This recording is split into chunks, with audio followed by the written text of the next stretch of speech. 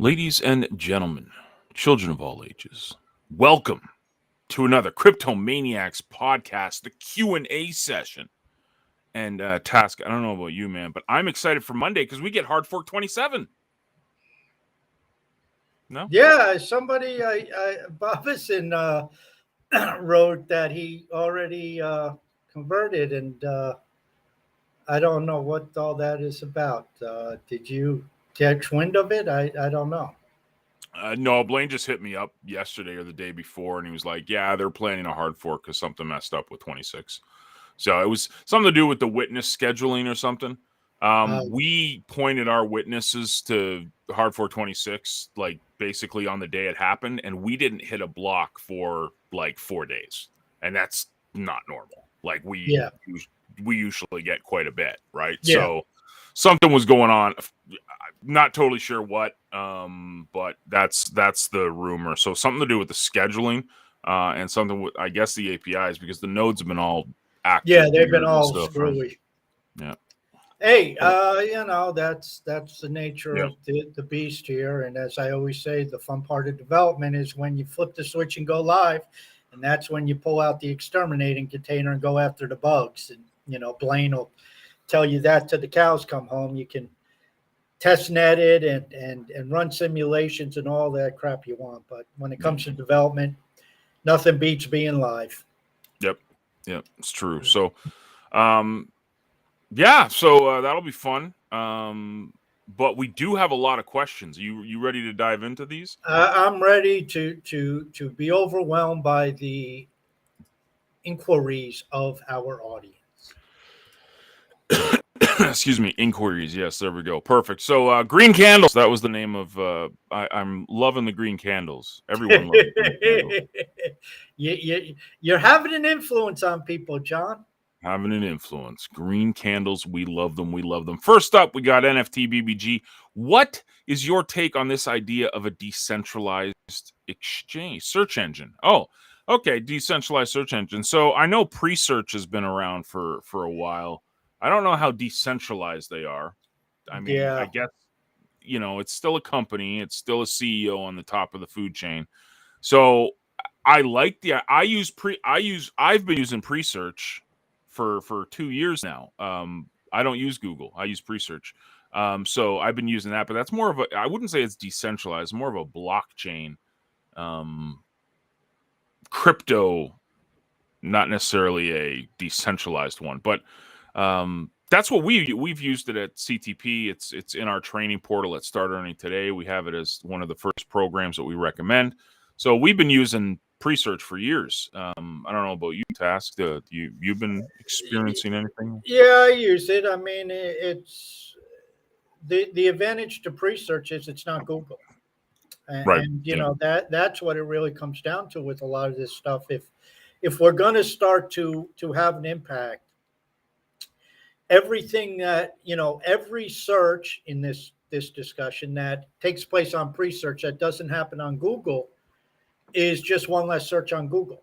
Now, obviously they do billions a day, so it's going to take a lot of people converting. But that's my viewpoint on it. Is you can go with the alternatives. Yeah, you earn some pre, but who the hell knows? I mean, now you get into tokenomics, and as we know, everybody has shitty tokenomics. Most people don't know what they're doing with money, and anyway, so they're trying to create a cryptonomic system going blind. But it's gotten better. I mean, there was a marked difference early on, but for the most part, you get pretty good search results. I have to flip over to Google once in a while if I'm doing, certain type of searches, just because pre-search, just doesn't have the data and stuff like that. But, for most things, it's pretty good. Yep.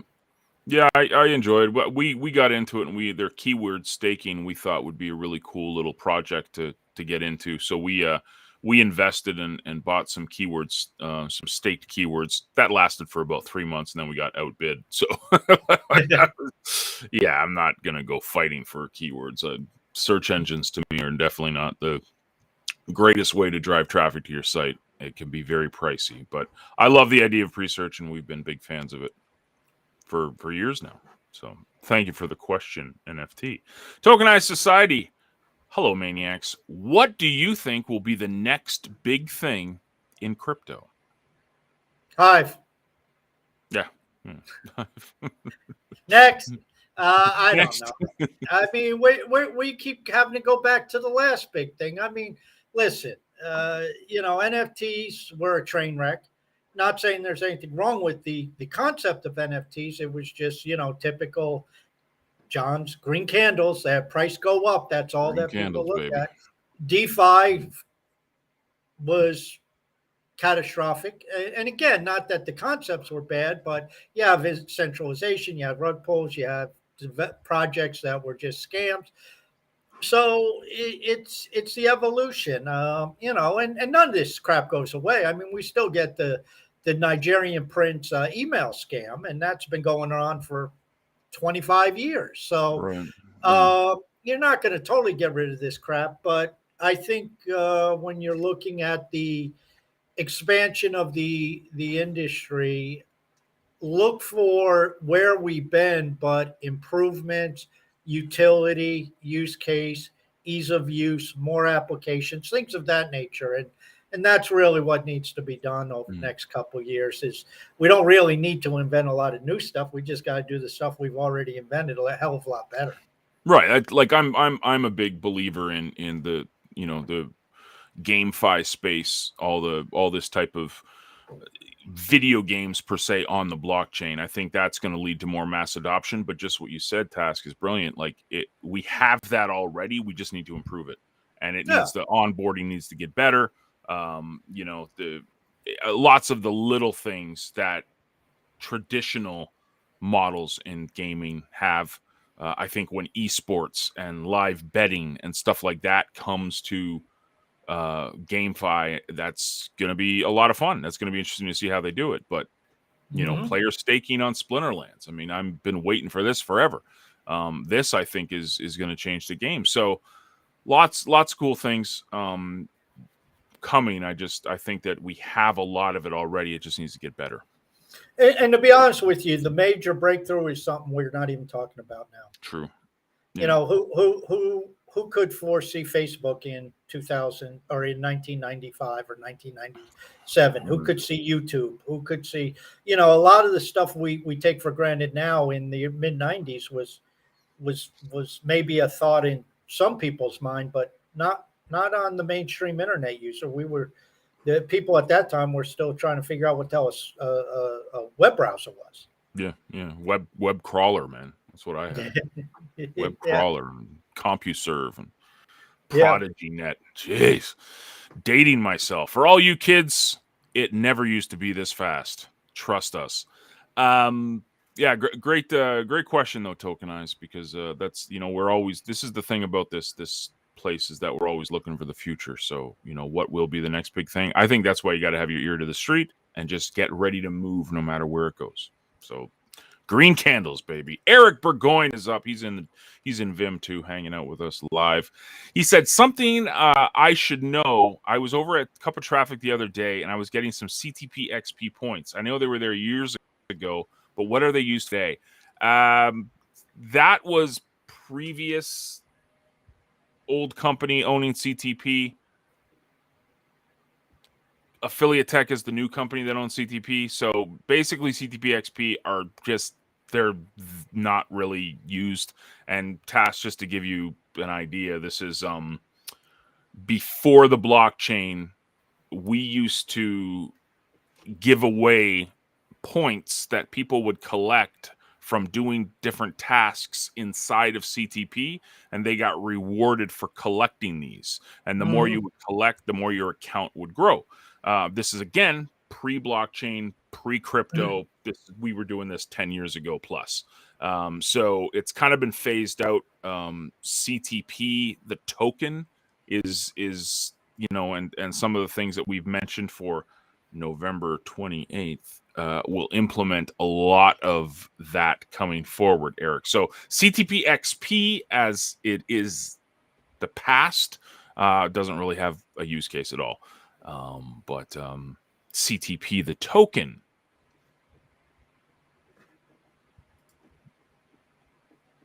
I shall Just revert you See, to. here's one thing if I can interject, and I think most project teams are approaching this in the wrong way. People want to talk about use case with the token, you know, the non-stable coin tokens. And everybody's Right. trying to figure out use case and what can I use it for? And to me, that's the wrong mindset. Because if you're trying to use these tokens as a payment system, it's not going to work.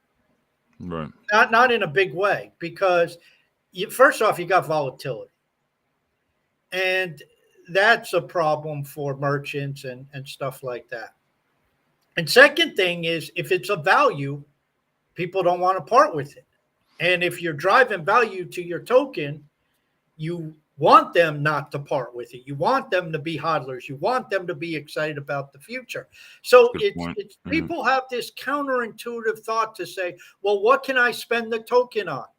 Well, you don't want us to give you things to spend the token on, because then you will part with the token. You want us to drive value to the token. Mm-hmm. And it's like, you look at Apple, you look at Tesla, you look at Amazon, you look at these people who've made tremendous amounts of money over the last 8 and 10 years. What did they do? They got into these stocks and held as more value was driven to them through the activities of the company. So my view of Leo, of CTP, of Hive, of any of these tokens is not as a payment system. It's as a representation of the value of the ecosystem, of the platform. So if I have, I'll just pick out a number, 25,000 CTP, and it's worth, in value, let's say a penny. I want to see that CTP go in value, not market, but or price, but in value go 5x to 5 cents. And that be a reflection of 5x improvement of the platform. So that could be users, that could be new applications, that could be new all this stuff. So effectively, you start looking at this as a representation of value. So we have X number of CTP out there. We, if we wanted to do a little math and guesstimating and all this stuff, so we say we got 1 million CTP out there, and the CTP ecosystem's worth $100,000. So that means each CTP in value is 10 cents. And I say, great, it's only trading at 2 cents on Hive Engine. I can go buy some. Everybody's trying to use this as medium of exchange. And it's like, why reinvent the wheel? Yeah. At the end of the day, this stuff means nothing unless you're driving value to it. And people seem to think driving value to it is because I can take my CTP, or I can take my Hive, or I could take my Bitcoin, or I could take my Ethereum, and I can go buy this. Well, yeah, that's okay, but that's not really, in my opinion, where the hook is. And if you're a business builder like Leo Finance is doing, who gives a shit what you can buy with Leo? You can always swap Leo for Hive or for HBD or USDC or something if you need to go buy something. The key is how much value is being driven to the Leo token by what the Leo team is building. That's the important question.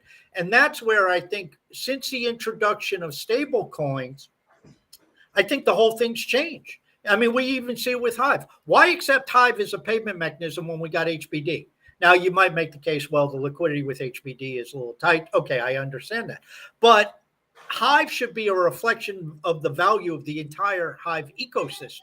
HBD is what you want people swapping back and forth to buy their NFTs or to pay for their subscriptions or to do whatever, do their contests and their gambling and their online betting and whatever else is created.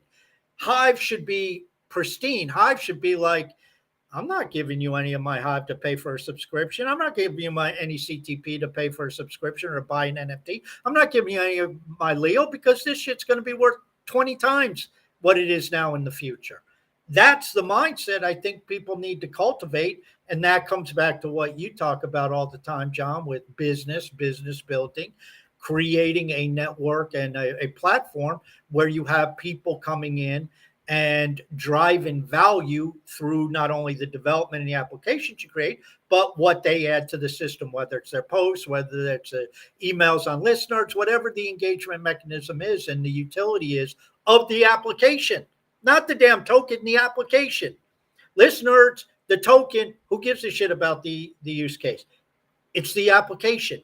If listeners was as big as Google, guess what the listener token would be worth? A bazillion. So the key is to get listeners, the application, the project excelling. And then that will be reflected in the listener tokens. And everybody will be like, Jimmy, no way in hell I'm selling my listeners. I'm going to keep accumulating. I'm going to go buy more because this application is amazing. And I think that's what's missing with the, like you said, the green candle price go up. It's like, well, why should it go up? What value are you building? Not utility, not use case, not where can you spend it? What value?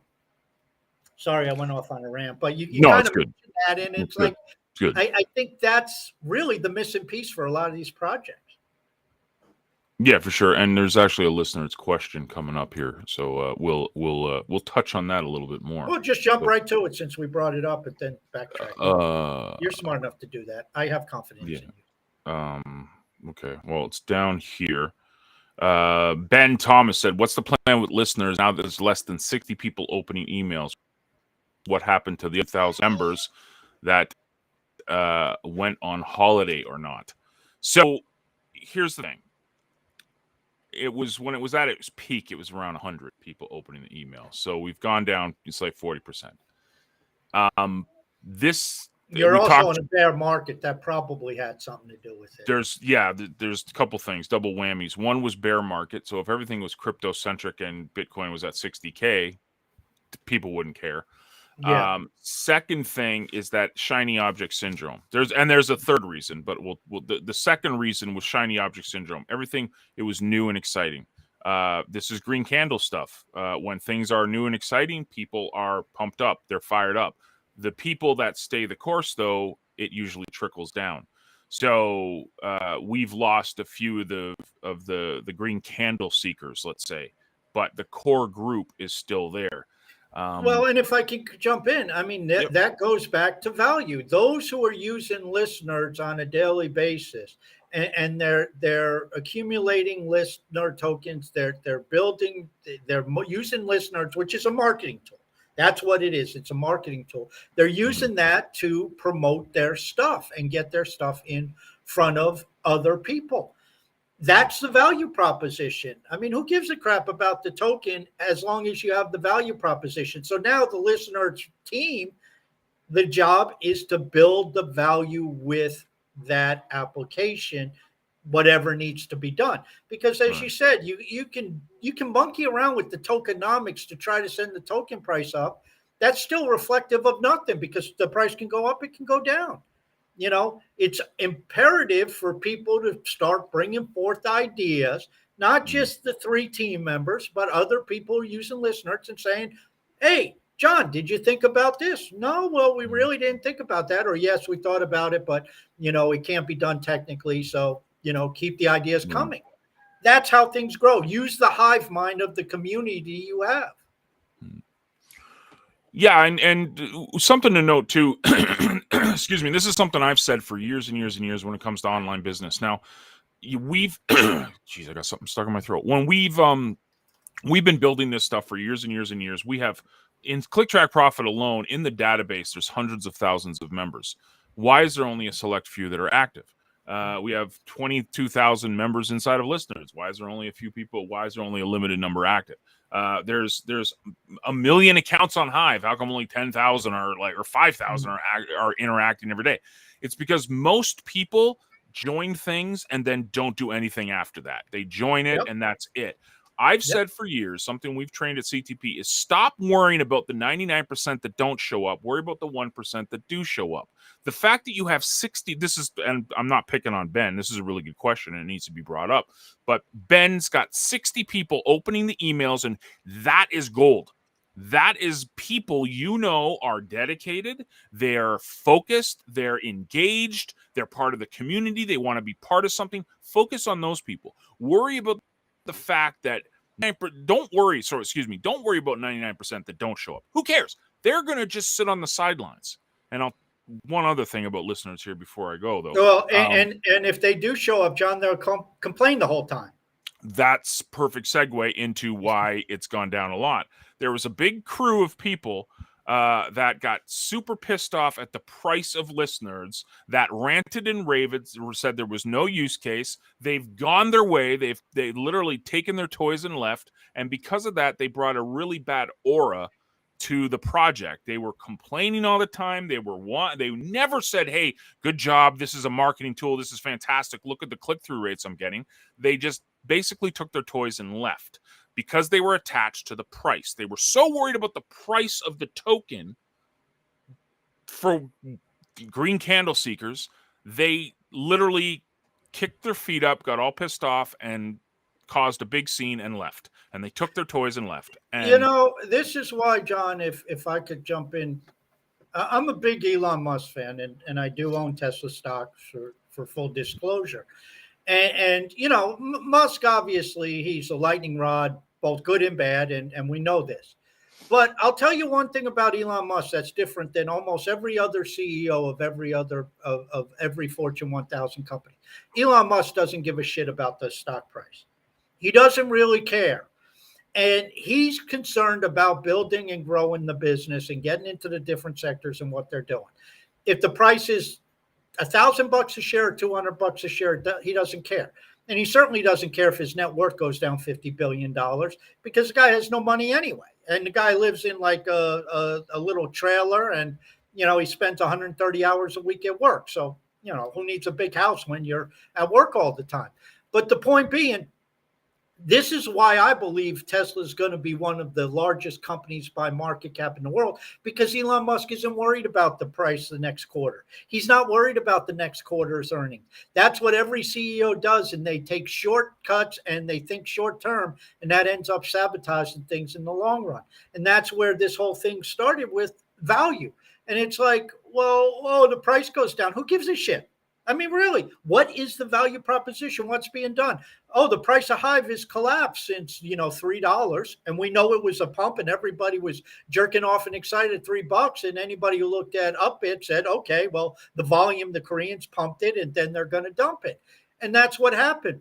But the value of Hive compared to where we were a year and a half ago is light years ahead of things. You look at this hard fork. Okay, we had a couple issues, but, they'll fix it Monday. You look at HBD. You look at closer to Ragnarok, closer to Speak Network, Listeners. You guys have your next application on the drawing board. You just look at what Leo Finance is doing. You just look at all this stuff, and it's like, what Brian of London, who was just on, what he's doing with Podping. This is adding tremendous value. That 13% of all podcasts and broadcasts are indexed through Podping. That's amazing. From Hive. From stuff that is sent out by Podping on Hive. 13% of all podcasts now are indexed by that. Who can make that claim? And so everybody's in here to token price. Who cares? Markets are insane. And you build enough value, you get listeners to where it's a major email marketing program, the price of the token will skyrocket. And I don't give a crap what your tokenomics are with it. It will skyrocket. There you go. Thank you for the question, though, Ben. we went off. That was good. Yeah, Blaine's going to love this one. Oh, he's definitely going to love this one. Kingo wants to know. Here we go. Ready? The question everyone wants to know, in fact. Has BTC bottomed out? I don't care. I don't know. I don't care. Bitcoin can fly to the moon or it can crash and burn. Doesn't matter to me. I think Bitcoin is the most overvalued, overhyped thing out there. Thank you for coming to my TED Talk. Well, after that, next question. Next question is about Ethereum from My Path to Fire. I noticed that the Ethereum Foundation and others are really focused on looking for use cases, something John has talked about before. Question: how far ahead is Hive against the crowd when it comes to use cases? What makes the Hive wallet so much better than MetaMask? Well, first of all, it's easy. It's a username. It's not some string of Well, it's code. base layer. It's not Yeah. a different app. It's base layer. Yeah, it's keychain is light years ahead of it all. But just what we were talking about, how far ahead is Hive crowd of use cases? I mean, we've got I kind of laugh or cringe almost when I'm on crypto Twitter and people are talking about Web3, they're talking about the metaverse, they're talking about this, that, and a third, and their community is literally just a bunch of fanboys and fangirls on Twitter trying to pump the price. That's it. There's no use case. There's absolutely none. All of these Web3 projects, there's none. Zero. They say they're Web3. They have it in their tagline. It's like a pronoun. They have it in their taglines. Web3, metaverse expert. There's no use case. None of it. Not one single thing. The only true, okay, I'm not going to say the only thing, but the biggest use case for all of the stuff that everyone loves talking about is right here on Hive. We've got the games, we've got the community, we've got the apps, we've got the actual use case for day to day. We've got a stable coin that, oh my gosh, is actually stable-ish. We've got everything everyone talks about. Use cases here are light years ahead of what crypto brands as use case. So I'm on a roll today, man. I'm fired up. Well, here's how I'll answer that. I just mentioned Podping. Podping, Brian of London, noticed the problem and he solved it using Hive.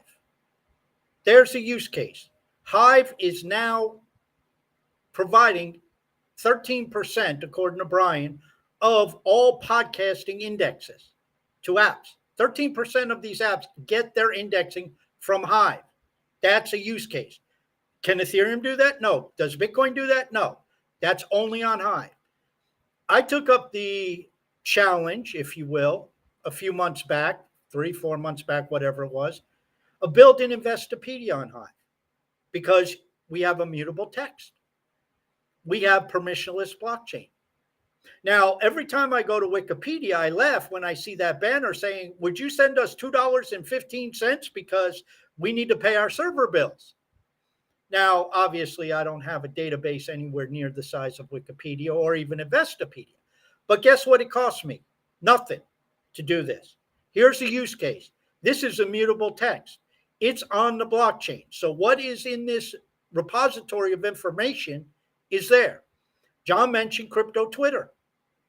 I go to crypto Twitter by pressing the little Twitter icon at the bottom of Leo Finance posts. And then I send them out.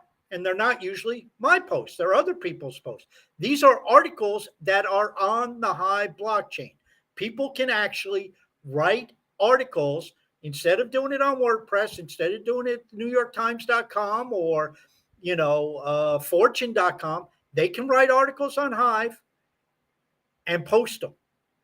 The information's there. Anybody can read it. Anybody can comment on it as long as they have a Hive account. Actually, with Leo Finance, I don't even think you need a Hive account. You can do it through your Facebook account or whatever. These are use cases. This is utility.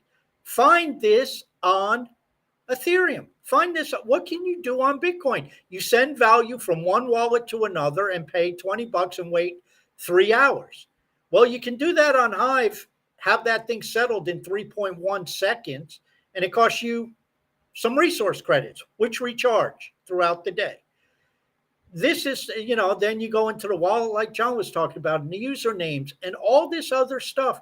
And that's not even getting into the applications and some of the other things I've proposed and other people have proposed and what we're looking at with fixed income and bonding and finance and 3Speak with their videos. And okay, that's layer 2, but it's tied to Hive and using Hive account management, Splinterlands, and now their Genesis game or whatever, Hive's account management system, on and on and on.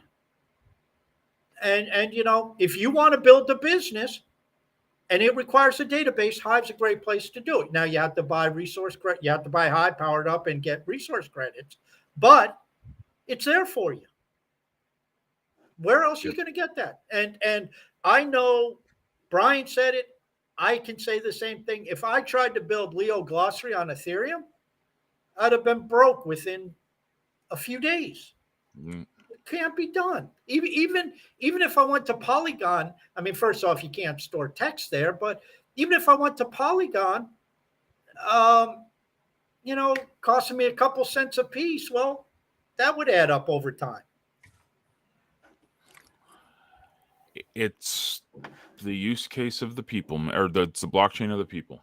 This is actual use case, and we can actually build on here, which is, anyways. I digress. Fiber Frau says, have you read any new books on crypto lately? Any to recommend? I haven't personally. I know Task. Don't even ask Task. Task will say, like, I just read blogs. I don't read books. But I haven't. I live out in the middle of nowhere now, so I don't go to the bookstore as much as I used to. I used to frequent the bookstore, Task, at least once a week. It was usually Friday. I would go into the bookstore and just, have a hot beverage and just cruise the aisles, try to find a book to read. Well, times change. I used to go to those CD video stores, and then they had the back room there, and now I just go to Debbie.com and I don't even need to leave the house. So, times change. I understand, John. It's just go vitalik.ca and look for a blog post from Vitalik. He'll give you what you need to know. I mean, I say that half in jest, but I do read Vitalik's blog. He writes a lot of good stuff. A lot of it goes over my head, but I mean, I still stand by that. Shit's changing so quickly that anybody who tried to write a book about this stuff, by the time it gets out, it's over and done with. You're sick. You're a year behind. Being a year behind in this industry is, I mean, can you imagine a book coming hot off the presses right now? What the hell would they be talking about? How great NFTs are. Well, the market's crashed. The whole industry was exposed for being just basically bull crap. Now, that doesn't mean the technology doesn't have potential, but anything you wrote about last fall about NFTs basically is inaccurate at this point. A JPEG of a monkey, you mean? Yeah, exactly. It's and you could say the same thing about a lot of DeFi and try writing a book right now about DAOs. By the time you get it done, edited, and printed, it'll be sometime next year. We'll be in a totally different DAO world. Don't know what it'll look like, but so that's where you keep on top of things and read the current news and read people who are staying up on this industry and the Vitaliks of the world. Even Dan Larimer, he always has ideas. And, God forbid the Michael Saylor. I mean, he shows you what not to do, but I mean, it's always good to know what those people are thinking. There you go.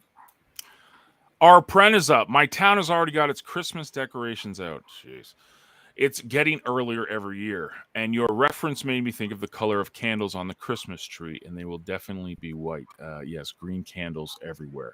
In more relevant news, your thoughts on Hard Fork 26, a complete success, room for improvement. Well, obviously it wasn't a complete success because we're already on to Hard Fork 27. But it hasn't crashed and burned like it did on the last blockchain. The previous blockchain, if you would have had this, you wouldn't be able to use it for the entire week. I remember there was news, one of the first hard forks that they did, you couldn't use the blockchain for a month, apparently. That was what I heard. Right, it was before our time though, Task, I think, but I think it was like hard fork 10 or hard fork 11 or something. You couldn't even use the blockchain for like a month. It was such a cluster. So that's not good for retention. No.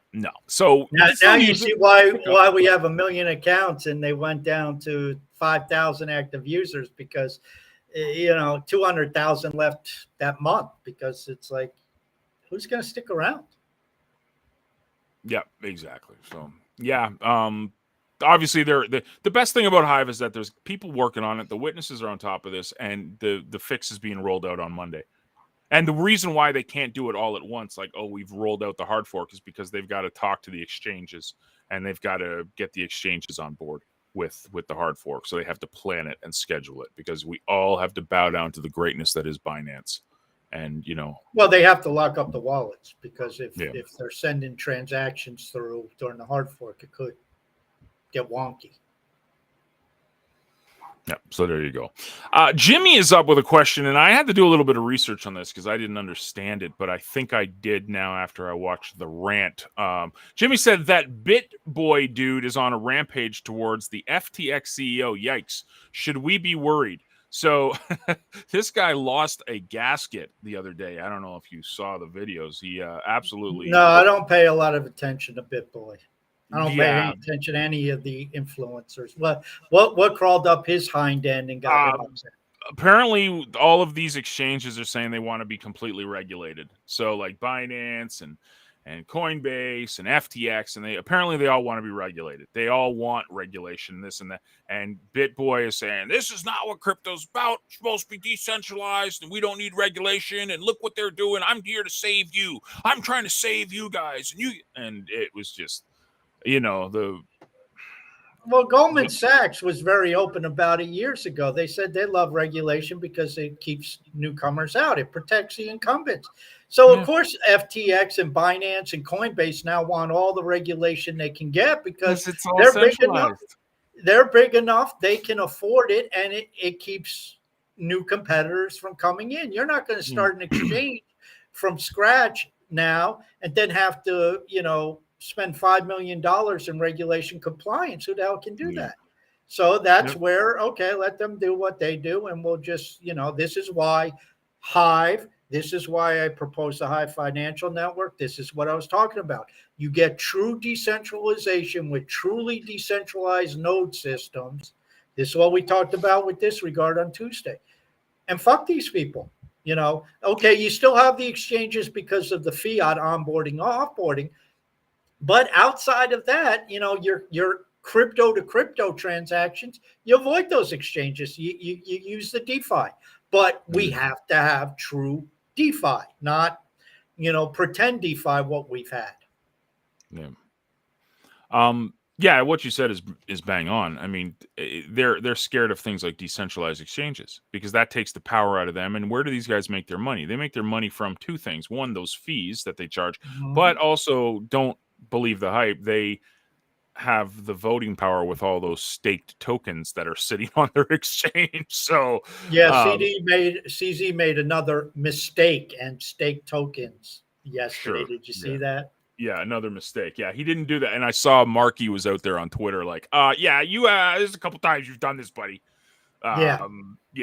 Like these guys can go to the moon, man. They can all, and I don't mean moon price wise. I mean, you can fire them off to the moon and leave them there. All of these. I'd rather go inward and just send them to the bottom of the ocean. Send them to the bottom of the ocean, man. Like it's too much. It's just they really, and this is the funny thing, right? I mean, we all knew at the back of my mind when I got started in this crypto stuff, I said, if this stuff ever gets adopted, everybody and their mother's going to get into it. It's not just this little tiny niche market. I mean, if we want crypto to become the life-changing tech that it is and potential, everyone is going to get involved. But it's taking away from what it was meant to do. And it was meant to give the middle finger to the man. It was meant to be our own bank. We're in control. More power to the hands of everyday people. We didn't need to be accredited investors to get into this. I'm telling you, and I'm not trying to play Homer here, the only blockchain in crypto that keeps all of that true is Hive. Well, and Bitcoin. Bitcoin so far. Bitcoin, it's just, you said it perfectly, man. What do you do with Bitcoin? I can send value to and from. That's all you can do. That's all you can do. So it's all technology. I mean, can you imagine trying to do this call on a 486 PC? I mean, we'd be screwed. Exactly. They've had what, 2 upgrades, and I don't even think they were much in the way of tech since that went live. It's like, it's CompuServe, it's AOL, it's web crawler. That's what it is. Bitcoin will, because they got the name, the brand, and the capped amount, it potentially could be a store of value, and then it won't be short term, but it could be a collateralization agent where people could use it for collateralized stuff over longer periods of time. But outside of that, they're looking. Dan summed it up best on a call a couple of weeks ago that I was listening to. I think it was a CTT, and he said basically, you think about it, Bitcoin is trying to move the transaction layer to layer 2. That's ass backwards. So they're taking the transaction and pushing it to Lightning. You want your transaction layer on your decentralized blockchain, and then you build your other stuff on top. And they're doing the exact opposite. So, Hive, we send value from my wallet to your wallet, or your wallet to my wallet. I mean, we do it at the base layer. We don't do it. We're not pushing that to the second layer. We're pushing the smart contracts. We're pushing, the games. We're pushing all this other stuff to the second layer. The transactions of Hive and HBD, that takes place at the base layer. That's not being pushed to the second layer. So Bitcoin's kind of backwards, because then if you're at that point, it's like, well, why the hell do you need to interact with Bitcoin? You don't. You just interact with your Lightning nodes and hope they don't get shut down. Don't say this to the maxis, man. They'll blow a gasket. So, anyways. We move forward. Lisa is up, and she says, what is Rift Watchers in Splinterlands? Is it another edition of cards? It is. So a couple years ago, we had Untamed, and the mini edition was Dice. Amare Dice, excuse me. We've had Chaos Legion as the main release. The mini edition release is Rift Watchers. So yes, Rift Watchers is another edition of cards.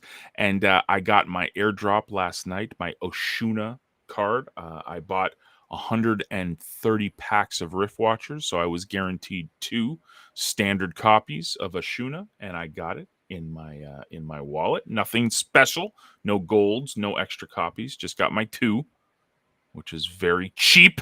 Splinterlands, like, give us some bonuses, thank you.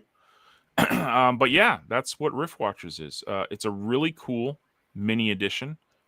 It's focused on high mana cards for high mana battles. A lot of cool cards from that deck already that I've been using a lot in the gameplay. So yeah, you can get into this game now, and you don't need to go buy the alphas and the betas and the untames even to compete. You could basically get cheap cards, build your deck through Chaos Legion and Rift Watchers, and you'll be able to compete. So take that. And Tass knows all about that because he's a diehard. Yeah, I was listening intently to make sure you didn't say anything misleading. I was going to correct you, but you did good. So congrats. Thank you. Appreciate it. Thank you for the question, Lisa. And yes, it is another edition of cards. We went through Ben's question there, and then we got Best Start to end us off because a lot of people said they can't think of any questions, but they put the comment in. So thanks. Is that the equivalent of nice post? Yeah, a little bit more words than that, but I can't think of any questions. Big thanks to all you do. So I appreciate it. And then we've got a tag, a little tipping thing there. So no, but thank you. Anyways, Best Start. Good day, gentlemen. Good day, John. Mr. John Novak, ladies and gentlemen, Best Start.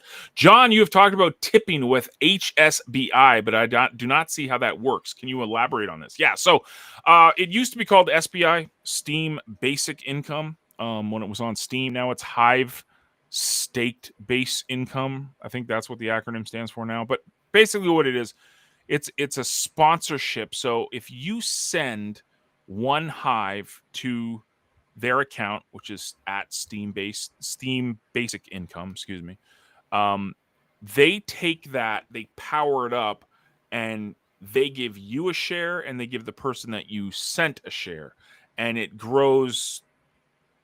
The more they have it staked up, the more the account grows, et cetera, and it votes for content for the people that have these inside of their accounts. So the way to check it, Peak D is the easiest way. Let me see if I can go. Let's see if we can go. We are going to go here. We are going to go over to the good Peak D. If you guys are listening, you don't know what I'm doing, but I'm going to Peak D. I'm going to my wallet. I go down to others here on the left and SBI units. So Hive SBI units, if you go to others in Peak D in your wallet, it'll tell you what it is, and it gives you the little You can sponsor there. You can click it. You can do it all there. It's just a way to grow accounts. Now, how I've used it over the years is I've used it to sponsor people that take action. So when people take action, when they make comments, when they engage with me, I usually sponsor an SBI for them. Why do I do this? Because I know how hard it is when you're brand new to get noticed on the chain. And the least I can do is reward people with a little tip. And that's what I think SBI is. It's a tip. It lets you know that you're valued. It lets you know that I appreciate your engagement. And that's how I use it. There's a lot of use cases for it, mostly just sponsoring and little contests and stuff. And that's what how I've seen it used over the years. But for me, it's just a fantastic way to let your audience know that you appreciate them. You appreciate the time that they've given to engage with you, and that's what I use it for. So Yeah, and that goes back to what we were ranting about earlier. I mean, you see all these different tokens: pizza, beer, pork chops, whatever, and that's fine. I mean, people say, "Oh, it's just another piece of shit token." No, these are things when people, either put the little the little thing that calls the bot on in your comment section, or in your case, John, you're sending a tip directly to them. That's a way of saying, hey, I did see this, I did appreciate this, and here's a little something. And especially if you're one who you don't have a lot of high power, or a lot of CTP, or a lot of a Leo, or whatever the front end you're using, it's a way of maybe you accumulate these things, and it's just a little thanks. Doesn't amount to much. Won't oh well, the token has no value. Who gives a crap? Again, who gives a crap? It's a transactional token. You send it from person to person as here. The value is in Hive. The value should be in CTP. The value should be in Leo. This is where we should look for the value, not in pizza, not in beer, not in all this other stuff that's not reflective of any project, other than, and maybe these things do evolve into projects, because maybe they, use the pizza token or use the beer token to, buy a beer company or whatever. I don't know. So you do get these possibilities if people will build businesses around them. But absent of that, it's a transactional token. Yep. And it's just a way of conveying a message. I thought I would do this. I'll just show John, because I know he watches the replays. I'll just go through the process of sending one. I'll send it to John, asking the question, so he can see how it works. I just go to my wallet, I go to send, and I send it to Steam Basic Income. And then I put 1, and I put your username, so best start. That's it. Bam. Continue. That's it. That's it. Now you got an extra share, and I got an extra share. Easy peasy. Simple. It's, again, you have to look at the use case. You have to look at, is it transactional? Is it reflective of value? And if you're saying, is it reflective of value? Okay, what the hell is going on with development to bring value there? What's going on with the project? That's what I've talked about with you guys with CTP. I mean, I see you guys are working at bringing value to the platform and the different aspects of the platform and adding to it. How many projects, how many tokens are on Hive that you cannot say that about? Most of them. What the hell's going on with them? They were here, a year ago. Now, well, we don't know where they're at. So that's the major difference to me. And if people would focus upon that and stop trying to say, well, what's the use case of your token? Oh, well, you can buy this, this, and this. No. Shut up, hold our token, because in 5 years' time, it's going to be worth a lot more, because this is our business plan. This is what we're building. These are the apps we're looking at. This is what we're looking at in market. You have a business plan. Tokens are just representative of what your project is. And you drive value to it, and you hope the market catches up. We have a lot of value, John. You and I believe in Hive. The market thinks we're assholes because the market obviously is undervaluing it. Well, the market's insane, in my opinion. So sooner or later, they'll catch up if we just keep building and building and building. The markets are built on emotion, and it's filled with people that make really bad decisions. And It's if you driven by base fear and your greed. entire life, what's that, sir? It's driven by fear and greed. Those are the two primary Fear and emotions greed. in the market: fear and greed. And to me, if you base your experience and journey on a blockchain or crypto on that, that's risky. So. Yeah. Think back to 3-4 years ago. I mean, EOS was going to be the greatest thing on this planet since sliced bread, and look at it now. Yeah, it was top 3 token, and now it's like 50th or something. Well, I don't even care where the token is now. What the hell's going on EOS? Nothing. Yeah. Not that I know of. I haven't really researched it. Maybe there is some stuff, but I know there's fights between the community and Block One all the time. But what's really happening? I mean, what was that? Voice was supposed to be the big thing. That was the killer, the Steam killer it was branded as. Right? Yeah, and that turned out to be nothing. So again, if you're around markets long enough, and I lived through the .com, there was a ton of shit like WebVam that were great ideas that ended up with a market cap of zero. The companies went bust. Pets.com. Pets.com. I mean, there was a lot of stuff there. And we saw it in the ICO craze. Yeah, a lot of it was just scams, but we still see it today. What is going on?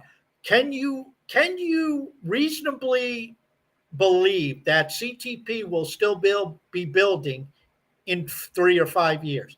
Can you believe Leo Finance will still be building in 3 or 5 years? Can you believe that project ABC will still be building in 5 years? That's what you have to answer. And a lot of this stuff that's out there, if you can't answer what the hell they're doing today, how the hell do you know what they're going to be doing in 5 years? Do you think Splinterlands will still be building in 5 years? Probably. That their track record is so why would they stop? I guess. And they build through bear markets too. So that's where I think you need to size projects up. And will Ethereum disappear? No. Will EOS disappear? No, because I'm sure there's people incentivized to run the EOS chain, but it certainly did not come out as advertised. All the developers that flocked there, I bet they're all gone because they either ran out of money or they realized, well, we really can't build here, or the RAM got too expensive. None of our users can transact. Whatever the case may be, they're gone. Yeah. And, it's what's going to be here in 5 years. I'm highly confident Hive will still be around in 5 years. Many of the people we see today will still be out plugging along. They call me Dan, and Starkers will be still doing their thing. Howell will still be coding. Block trades will still be doing something. Cal and Leo are still going to be plugging along. Splinterlands people are still going to be doing what Splinterlands people are doing. And, then there's some other things that Hash Kings, Rising Star. I mean, some of these games, I'm not familiar with the project teams, but they seem to be doing some updates. People are, maybe not a huge community, but there's some dedicated people who play those games. Who knows? 5 years from now, they could still be prodding along and pushing and bringing out updates and be a very successful game, even if it's not, a top 10 blockchain game. Because, again, beating dead horse time as we close up, this is the blockchain that actually has the community, the development, and the use case. Heaven forbid. Green candles everywhere. Busy weekend. I'm assuming. Task. You going to be partying South Beach? No, going no. No, I think I haven't been to South Beach since LeBron left. It really went downhill after he left and After went so back to the LeBron. Cavs, and then now he's in La La Land. So, him and D Wade, when they were around, South Beach was hopping. But the whole atmosphere changed after they left. Actually, I don't even know. Are the Heat a good team anymore? I don't even know. They are they're good. They're okay. Are they? They're okay. Yeah. I mean the team I cheer is right there. So. All I know is the Knicks have sucked for most of the last 20 years. So I've experienced the championship with this team. So.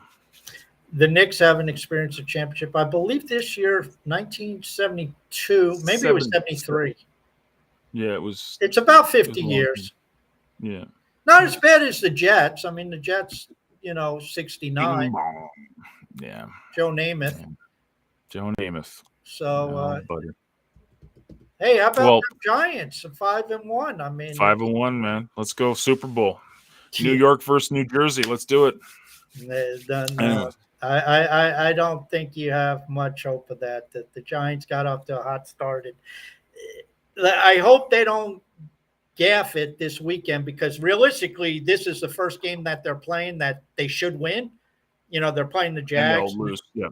And, but then after that, the schedule gets tough. And I think they'll be, they don't have a playoff roster. Maybe they'll sneak in, but they don't have a playoff roster. But, it's the first year. They had no money to spend. And so all you can do is. You've got the head coach, man. You've got the head coach. That's all you need. And actually, it's not just him. The coaching staff, they're coaching up the young guys, and that's all you can do. And you try to take these under talented players and make them, somewhat acceptable. You get as much out of them as you can, knowing that they're not really long-term solutions in the NFL. But you can only do with what you can do, and then you when you get some money and you get more draft picks, then you look at replacing them. There you go. See, they build in the NFL too. The same thing we talk about on High. Build. It doesn't come overnight. You have to build and take things in phases and steps. And List Nerds is not dead. It went from the hype to where it is, and there's more development, more ideas, more everything. I'm going to ninja kick this little dog. I don't know if you've been hearing it throughout the show.